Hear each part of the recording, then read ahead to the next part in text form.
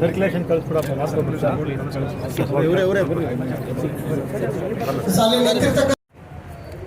ಇಂದು ಮಾನ್ಯ ಸಾರಿಗೆ ಸಚಿವರಾದ ರಾಮಲಿಂಗಾರೆಡ್ಡಿ ಸಾಹೇಬರಿಗೆ ಶಹಾಪುರದಿಂದ ನಾವು ದಲಿತ ಸಂಘಟನೆಯ ಮುಖಂಡರು ಮತ್ತು ದಲಿತ ರಾಜಕಾರಣಿಯ ನಾಯಕರುಗಳು ಸೇರಿ ಮಾನ್ಯ ದರ್ಶನಪುರ ಸಾಹೇಬರ ನೇತೃತ್ವದಲ್ಲಿ ಶಹಾಪುರ ನಗರದ ಹಳೆಯ ಬಸ್ ನಿಲ್ದಾಣದ ಒಂದು ಆವರಣದಲ್ಲಿ ಬಾಬಾ ಸಾಹೇಬ್ ಅಂಬೇಡ್ಕರ್ ಅವರ ಪುತ್ಥಳಿ ನಿರ್ಮಾಣ ಮಾಡಲಿಕ್ಕೆ ಸ್ಥಳಾವಕಾಶ ಒದಗಿಸಿಕೊಡ್ಬೇಕಂತೇಳಿ ಮಾನ್ಯ ರಾಮಲಿಂಗೇಶ್ವರ ಸಾಹೇಬರಲ್ಲಿ ಮನವಿ ಮಾಡಿಕೊಂಡಿದ್ದೀವಿ.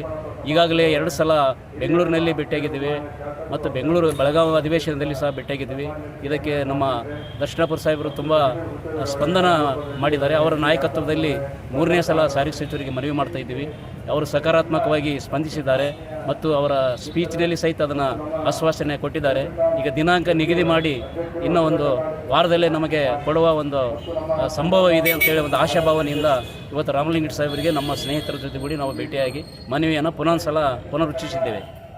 ಏನಿಲ್ಲ, ಮೇಲೆ ಗೌರ್ಮೆಂಟ್ನಲ್ಲಿ ಏನೊಂದು ಡಿಸಿಷನ್ ಬರ್ತದೆ ಅದಕ್ಕೆ ನಾವು ಬದ್ಧ ಅಂತೇಳಿ ಸ್ಥಳೀಯ ಅಧಿಕಾರಿಗಳು ಅದಕ್ಕೆ ಬದ್ಧರಾಗಿದ್ದಾರೆ. ಸ್ಥಳೀಯ ಅಧಿಕಾರಿಗಳಿಗೆ ತಾವು ಭೇಟಿಯಾಗಿದ್ದೀರಾ ಸರ್? ಭೇಟಿಯಾಗಿದ್ದೀವಿ ಸರ್, ಭೇಟಿಯಾಗಿದ್ದೀವಿ.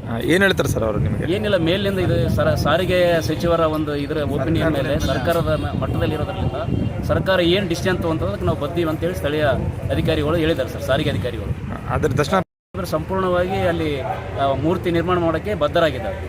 ಅದರ ಬಗ್ಗೆ 2 ಮಾತಿಲ್ಲ.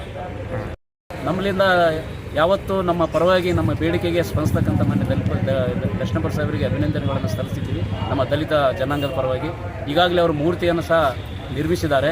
ಈಗ ಕೂಡಿಸ್ತಕ್ಕಂಥ ಒಂದು ಸಂದರ್ಭ ಇದೆ. ಅದಕ್ಕೋಸ್ಕರ ಸ್ಥಳದ ಒಂದು ಅಭಾವ ಇರೋದರಿಂದ ನಾವು ಸಾರಿಗೆ ಸಚಿವರಲ್ಲಿ ಮನವಿ ಮಾಡಿದ್ದೀವಿ.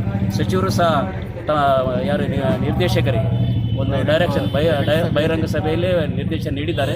ಈಗ ಡೇಟ್ ನಿರ್ಧರಿಸಿ ನಮಗೆ ಸ್ಥಳಾವಕಾಶ ಮಾಡಿಕೊಡಲಿಕ್ಕೆ ಸಂಪೂರ್ಣ ಸರ್ಕಾರ ಮಟ್ಟದಲ್ಲಿ ಒಪ್ಪಿಗೆ ಸಿಕ್ಕಿದೆ. ತಮ್ಮ ಹೆಸರು ಸರ್? ಮಲ್ಲಿಕಾರ್ಜುನ್ ಪೂಜಾರಿ.